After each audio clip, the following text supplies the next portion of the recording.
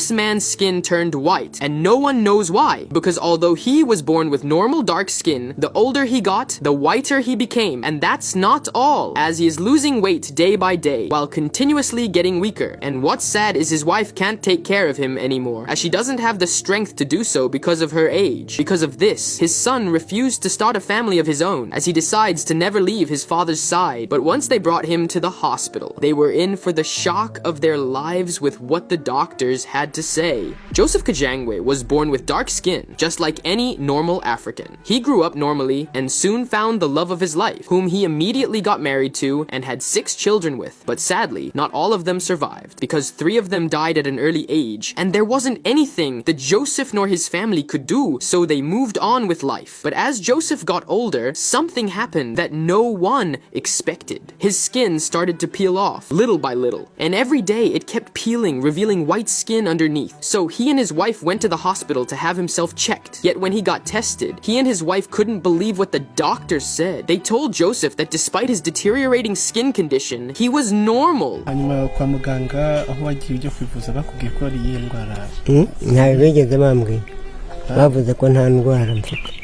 Joseph and his wife couldn't believe this, so they insisted to get proper medication, because it's clear to everyone that something was wrong with his body. So the doctors gave him 10 injections and tons of oral medicine in hopes that it would help ease his condition. But that was when things suddenly went from bad to worse, because Joseph's legs started to get weaker day by day, and his skin condition began to get worse compared to before, despite taking tons of medicines. It was clear to everyone that their trip to the hospital and all the medication that was given to him were all useless.